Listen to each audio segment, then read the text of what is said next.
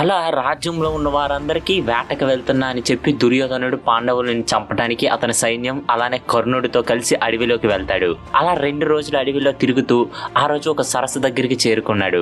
అందులో అందమైన అమ్మాయిలు స్నానం చేస్తూ ఉండటం చూశాడు. లోపలికి దిగుదాం అని దిగుతుంటే ఒక 2 భటులు వచ్చి, ఆగండి, మీకు ఈ సరస్సులోకి దిగటానికి అనుమతి లేదు, ఎందుకంటే ఇది మా మహారాజా అయిన చిత్రసేనుని ఆదేశం అని చెప్తారు. అది విని దుర్యోధనుడు కోపంతో, నా రాజ్యంలో నన్ను ఎదిరిస్తారా, వెళ్ళు, ఆ రాజుని ఇక్కడికి పట్టుకొనిరా, ఆయననే మేము ఓడించి ఈ సరస్సులోకి దిగుతాం అని కోపంతో అంటారు. తర్వాత ఏం జరగబోతుంది? Hello guys, welcome back to CJ stories Mahabharatam episode number 21.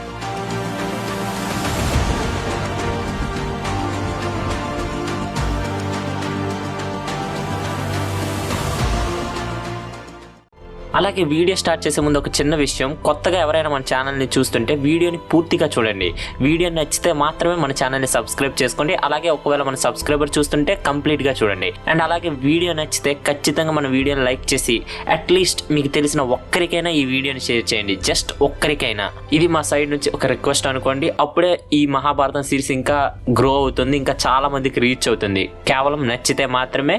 And అలాగే ఈ సిరీస్ గురించి ఏవైనా డౌట్స్ ఉన్నా, నెక్స్ట్ వీడియో ఎప్పుడు రిలీజ్ అవుతుంది అని తెలుసుకోవాలి అనుకున్నా, లేకపోతే మేమేమైనా ఇంప్రూవ్ చేసుకోవాలి నెక్స్ట్ వీడియో నుంచి అని మీరు అనుకున్నా, మా ఇన్స్టాగ్రామ్ హ్యాండిల్ సీజే స్టోరీస్ 2023 అని ఉంటుంది. లింక్ డిస్క్రిప్షన్లో ఇస్తున్నాను, తప్పకుండా ఫాలో చేయండి. Let's get back to the video. అలా ఆ భటులు వెళ్ళిన కాసేపటికి అక్కడికి చిత్రసేనుడు వస్తాడు.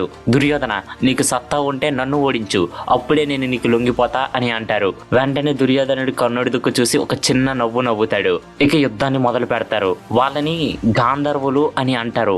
వీళ్ళు చాలా బలవంతులు, ఒక్కొక్కరికి ఏనుగు లాంటి శరీరం ఉంటుంది. ఏం జరుగుతుందో తెలిసేలోపే కౌరవ సైన్యం అంతరించిపోతూ వస్తుంది. వెంటనే కర్ణుడు, మిత్రమా దుర్యోధన, వీళ్ళు మనం అనుకున్నంత బలహీనులైతే కాదు, వీళ్ళని అస్త్రాలు లేకపోతే ఓడించడం, మీరు పోరాడుతూ ఉండండి, నేను వెళ్ళి నా విజయ ధనస్సును తీసుకొని వచ్చి వీళ్ళకి తగిన బుద్ధి చెప్తాను అని వెళ్తాడు. ఇలా కర్ణుడు వెళ్తాడో లేదో కేవలం 5 నిమిషాల్లోనే కౌరవ సైన్యం అంతా అయిపోతుంది. ఇక చిత్రసేనుడు దుర్యోధనుని బంధించి ఉంచుతాడు. ఇక ఈ విషయం తెలిసిన ధర్మరాజు, అర్జున, భీమ, నేను ఇప్పుడు చెప్పింది జాగ్రత్తగా వినండి. మనలో మనకి 100 గొడవలు ఉండొచ్చు, దానివల్ల మనం కొట్టుకోవచ్చు, తిట్టుకోవచ్చు, కానీ వేరే వాళ్ళు వచ్చి కౌరవులు ఒంటి మీద చెయ్యి వేసి వాళ్ళని ఓడిస్తే మనల్ని ఓడించినట్టే. ఎంతైనా వాళ్ళు కూడా మన తమ్ముళ్ళే కదా, వెళ్ళి ఆ రాజును ఓడించి దుర్యోధనుని విడిపించేయండి అని భీముడికి అర్జునుడికి చెప్తాడు. వెంటనే వాళ్ళు ఇంకో మాట అనకుండా అన్న మాటని గౌరవించి వాళ్ళు ఆయుధాలు పట్టుకొని అక్కడికి వెళ్ళి యుద్ధం చేస్తారు. చిత్రసేనుడు అర్జునుడిని మొదట చూసినప్పుడు అర్జునుడిని సులభంగా ఓడించేస్తా అని అనుకున్నాడు. కానీ యుద్ధం వెళ్తున్న కొద్దీ అర్జునుడు వేసే బాణాలు పిడుగు దెబ్బలులా తగులుతున్నాయి. చిత్రసేనుడి సైన్యం ధ్వంసం అయిపోతుంది. ఇక అలా అర్జునుడు ఇక లాభం లేదు అని శబ్దవేది అనే అస్త్రాన్ని వాడి చిత్రసేనుడిని బంధిస్తాడు. అలా దుర్యోధనుని విడిపించేస్తాడు. అప్పుడు భీముడు దుర్యోధనుడి దగ్గరికి వెళ్ళి, వెళ్ళు దుర్యోధన, నీ ప్రాణం మేము పెట్టిన భిక్ష, పో ఇక్కడి నుంచి అని చెప్పి వాళ్ళు తిరిగి వెనక్కి వచ్చేస్తారు. ఇక ముఖం ఎక్కడ పెట్టుకోలో తెలియక నిరాశలో వెనక్కి వెళ్ళిపోతున్న దుర్యోధనుడి దగ్గరికి కర్ణుడు తన అస్త్రాలను తీసుకొని వస్తాడు. కానీ అతనికి తెలియని విషయం ఏంటి అంటే, అతని యుద్ధం మొదలు పెట్టేలోపే అర్జునుడు తన యుద్ధాన్ని పూర్తి చేసేశాడు అని జరిగిందంతా కర్ణుడికి దుర్యోధనుడు చెప్తాడు. అది విని దుర్యోధనుడు కర్ణుడు ఇంకా బాధపడిపోతారు. మిత్రుడు బాధను చూడలేక కర్ణుడు, గుర్తుపెట్టుకో మిత్రమా దుర్యోధన, ఈ ప్రపంచంలో సర్వశ్రేష్ఠుడు అని చెప్పుకునే ఆ అర్జునుడు ఏదో ఒక రోజు నా చేతులతో నేనే వధిస్తాను అని ప్రమాణం చేస్తాడు. ఇక ఆ మాట విని దుర్యోధనుడికి 100 ఏనుగుల బలం వచ్చినంత పని అయ్యింది. ఇలా రాజ్యానికి తిరిగి వెళ్ళిపోయాడు. అలా కొన్ని రోజులు గడిచాయి. అరణ్యంలో ఉన్న పాండవుల దగ్గరకు వేదవ్యాసుడు వచ్చి, త్వరలో ఒక పెద్ద యుద్ధం జరగబోతుంది, నేను చెప్పింది జాగ్రత్తగా వినండి, ఖచ్చితంగా యుద్ధంలో గెలిచే తీరాలి, కానీ దాన్ని మీరు గెలవాలి అంటే ప్రస్తుతం మీ దగ్గర ఉన్న అస్త్రాలు సరిపోవు, ఇంకా బలమైనవి కావాలి, కాబట్టి మీరు ఆ పనిలో ఉండండి అని చెప్పి అక్కడి నుంచి వెళ్ళిపోతారు. ఇక పాండవులకి వాళ్ళు చేయవలసిన విషయం అర్థమైంది. ఇక అర్జునుడు ఎలా అయినా పరమశివుని ఆశీస్సులు తీసుకోవాలి అని చెప్పి హిమాలయాలకు వెళ్తాడు. వెళ్ళి చాలా రోజుల పాటు అక్కడే ధ్యానాన్ని చేస్తారు. అలా ఒకరోజు ఉన్నట్టుండి ఏదో పెద్ద ఆకారం తన దుక్కు పరిగెట్టుకుంటూ వస్తున్నట్టు అనిపించింది. కళ్ళు తెరిచి చూస్తే అది ఒక అడవి పంది. చూడటానికైతే అది ఒక అడవి పంది పందిలానే ఉంది, కానీ నిజానికి అది మూకాసుర అనే ఒక రాక్షసుడు. వెంటనే తన గాంధీవాన్ని తీసి ఒక్క బాణాన్ని వదులుతాడు. అది సరిగ్గా ఆ పంది తల మీద తగిలి చనిపోయి వచ్చి అర్జునుడి కాళ్ళ దగ్గర పడుతుంది. కానీ ఆ పందికి అర్జునుడిదే కాదు, ఇంకో బాణం కూడా తగిలి ఉంటుంది. ఎదురుగా చూస్తే దూరంగా ఒక వీరుడు నించొని ఉంటాడు. చేతిలో ధనస్సు, కళ్ళల్లో ఏదో తెలియని శక్తి. వెంటనే అతను, ఓ బ్రాహ్మణ, చూడు, నీ ప్రాణాన్ని నేనే కాపాడాను, వచ్చిన కృతజ్ఞతలు చెప్పి నా కాళ్ళు పట్టుకో అని అంటాడు. ఇక ఆ మాట విని అర్జునుడికి చాలా కోపం వచ్చింది. వెంటనే ఆవేశంతో లేచి, ఓ వేటగాడ, నేనెవరో నీకు తెలీదు, నాతో పెట్టుకోకు అని అంటాడు. వెంటనే ఆ వేటగాడు, అవునా, అలా అయితే ఇంకేం ఆలోచిస్తున్నావు, వీరుణ్ణి అని చెప్పుకుంటున్నావు కదా, తీయు నీ ధనస్సుని, చెయ్యు నాతో యుద్ధం అని అంటాడు. అది విని అర్జునుడు వెంటనే తన గాంధీవాన్ని తీసి ఒక్క బాణాన్ని వేస్తాడు. ఆ వేటగాడు మాత్రం ఆ బాణాన్ని ఏదో పుల్ల విసిరినట్టు తన ఆయుధంతో పక్కకు తోసేస్తాడు. ఇక అది తట్టుకోలేక అర్జునుడు తన దగ్గర ఉన్న శక్తివంతమైన అస్త్రాలని వాడతాడు. కానీ ఆ వేటగాడు మాత్రం నిల్చున్న ప్రదేశం నుంచి కదలకుండా పోరాడుతున్నాడు. అర్జునుడికి ఏం అర్థం కావట్లేదు. ఈ అస్త్రాలను పెద్ద పెద్ద వీరులే ఏమీ చేయలేరు, అలాంటిది ఒక సాధారణమైన వ్యక్తి దీన్ని ఆపుకోవడం కష్టం. అలా అర్జునుడు ఇంకా వేగంగా బాణాలు వేయడం మొదలు పెట్టాడు. కాసేపటికి అర్జునుడు అలిసిపోయాడు. వెంటనే ఆ వేటగాడు ఒక్క బాణాన్ని గురిపెట్టి వదులుతాడు.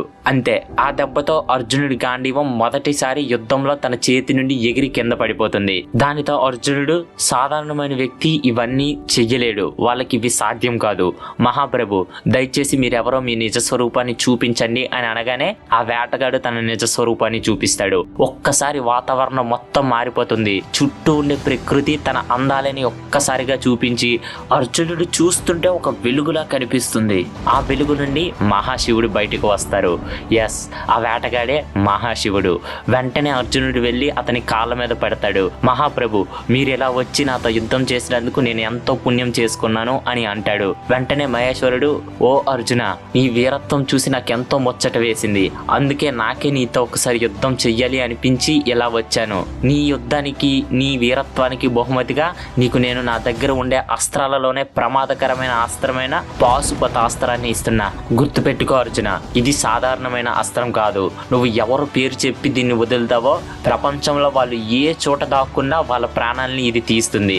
గుర్తుపెట్టుకో, దీన్ని నీకంట బలవంతుడి పైన మాత్రమే ఉపయోగించు అని చెప్పి మాయమైపోతారు. దీనితో ప్రపంచంలోనే ప్రమాదకరమైన 2 అస్త్రాలు, ఒకటి బ్రహ్మశిరోనమకాస్త్రం, అలానే పాశుపతాస్త్రం అర్జునుడి సొంతమయ్యాయి. ఈ బ్రహ్మశిరోనమకాస్త్రం గురించి వ్యాసుడు ఎన్నోసార్లు మహాభారతంలో చెప్పాడు. దీన్ని ఉపయోగిస్తే 12 సంవత్సరాల పాటు అక్కడ గడ్డి కూడా మొలవదు అంట. అంత ప్రమాదకరమైన అస్త్రాలు 2 అర్జునుడి సొంతమయ్యాయి. ఇదంతా తెలిసిన దుర్యోధనుడు, ధృతరాష్ట్రుడు మరింత భయం పడిపోతారు.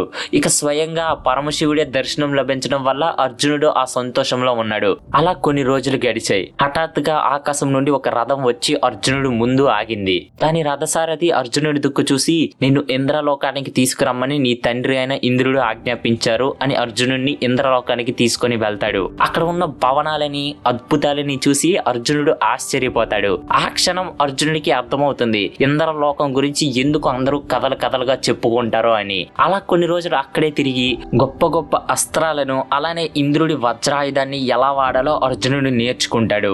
అలా ఒకరోజు అక్కడ ఊర్వశి అర్జునుడి దగ్గరకు వచ్చి, నీ వీరత్వం నాకు చాలా నచ్చింది, నన్ను పెళ్లి చేసుకో అర్జున అని అడుగుతుంది. కానీ అర్జునుడు మాత్రం, అమ్మా, మా వంశానికి మూల పురుషుడైన వశిష్ఠుడు నీ కుమారుడే కదమ్మా, కాబట్టి మీలో నాకు ఒక అమ్మ మాత్రమే కనిపిస్తున్నారు అని చెప్పి వద్దు అని చెప్తాడు. అయినా సరే వదలకుండా ఎన్నోసార్లు అడుగుతుంది. అర్జునుడు మాత్రం వద్దు అంటే వద్దు అనేటట్టుగా ఉంటాడు. వెంటనే కోపం వచ్చిన ఊర్వశి, అర్జున, ఈ ప్రపంచంలోనే అందమైన స్త్రీ అయిన నన్ను కాదంటావా? నేను నిన్ను శపిస్తున్నాను. ఇకపై నీ జీవితం అంతా నువ్వు ఒక మగవానిలా కాకుండా ఒక నపుంసకుడిలా జీవిస్తావు. ఇదే నా శాపం అర్జున అని చెప్పి వెళ్ళిపోతుంది. ఈ విషయం తెలిసిన ఇంద్రదేవుడు ఊర్వశిని పిలిచి ఆ శాపాన్ని వెనక్కి తీసుకో అని వేడుకుంటాడు. దానికి ఊర్వశి, పెట్టిన శాపాన్ని వెనక్కి తీసుకోలేను, కానీ జీవితం అంతా కాకుండా తన జీవితంలో తనకి అవసరమైనప్పుడు ఏదో 1 సంవత్సరం మాత్రమే అలా జీవిస్తాడు అని చెప్తుంది. ఇది ఒక విధంగా శాపమైన అర్జునుడికి మాత్రం ఒక వరంలా పనికొస్తుంది. అది ఎలా అంటారా? అది మీకు ముందు తెలుస్తుంది. అలానే తను ఓడించిన చిత్రసేనుని దగ్గర సంగీత నాట్యాలను నేర్చుకుంటాడు. ఇక తను అక్కడికి వచ్చిన పని పూర్తయింది. తను నేర్చుకోవాలి అనుకునే విద్యలు, సొంతం చేసుకోవాలి అనుకునే అస్త్రాలని అతను సొంతం అయ్యాయి. ఇక తండ్రి ఆశీర్వాదాలు తీసుకొని భూలోకానికి బయలుదేరాడు. అర్జునుడు ఇన్ని రోజులు ఇంద్రలోకంలో ఉండటం వల్ల కాలక్రమం వల్ల భూమి మీద 5 సంవత్సరాలు గడిచిపోయాయి. ఇక అర్జునుడి రాక కోసం పాండవులు, ద్రౌపది అందరూ ఎదురు చూస్తున్నారు. ఇంకా ఆకాశంలో మేఘాలు పక్కకి జరిగాయి. ఒక నక్షత్రం పేరంగా మెరుస్తూ భూమి మీదకు వస్తుంది. కాస్త దగ్గరికి వచ్చాక వాళ్ళకి అర్థమైన విషయం, అది నక్షత్రం కాదు, అది అర్జునుడు అని. అర్జునుడు ఆ రథం మీద ముందు భాగంపై కాలు పెట్టి వీరుడిలా నిల్చొని వస్తున్నాడు. అది చూసిన వాళ్ళందరికీ అర్థమవుతుంది అర్జునుడు తను అనుకున్నది సాధించి తిరిగి వస్తున్నాడు అని. ఇక అర్జునుడు వచ్చి తను నేర్చిన విద్యలు అన్నీ చెప్తాడు. దానితో పాండవులు చాలా సంతోషిస్తారు. ఇలా అర్జునుడి ప్రతాపం 1000 రెట్లుగా మారుతుంది. ఇక పాండవులకి తిరుగులేదు అని అనుకుంటున్నారు కదా, కానీ ఇప్పుడు భీముడికి జరగబోయే విషయం, పాండవుల్ని ఆకాశమంత ఎత్తున్నా ఎవరూ ఓడించలేనంత బలవంతంగా మారిపోతారు. కానీ అంతలా ఏం జరగబోతుంది? అంతలా పాండవులకి ఏ అదృష్టం కలిసి రాబోతుంది? అంతలా పాండవులకి ఎవరు కలవబోతున్నారు? ఇవన్నీ తెలుసుకోవాలి అంటే ఖచ్చితంగా మీరు నా నెక్స్ట్ ఎపిసోడ్ అయిన MB ఎపిసోడ్ 22 కోసం వెయిట్ చేయాల్సిందే. ఆ ఎపిసోడ్ లో ఒక అద్భుతం జరుగుతుంది. రామాయణంలో ఉండే ఒక గొప్ప వ్యక్తి, ఒక గొప్ప వీరుడు మహాభారత కథలో కనిపించబోతున్నారు. ఎవరో తెలుసుకోవాలి అంటే నెక్స్ట్ ఎపిసోడ్ వరకు వెయిట్ చేయాల్సిందే. ఒకవేళ మీకు అతను ఎవరో తెలిస్తే కామెంట్ చేయండి, చూద్దాం ఎంతమందికి తెలుసో. సో గైస్, చెప్పింది గుర్తుంది కదా? వీడియో నచ్చితే మాత్రమే లైక్ చేసి సబ్స్క్రైబ్ చేసుకొని అట్లీస్ట్ మీ ఫ్రెండ్స్ ఒక్కరికైనా వీడియోని షేర్ చేయండి. మర్చిపోకండి గైస్, మీరు ఆ పనిలో ఉండండి. Let's meet again on MB episode 22.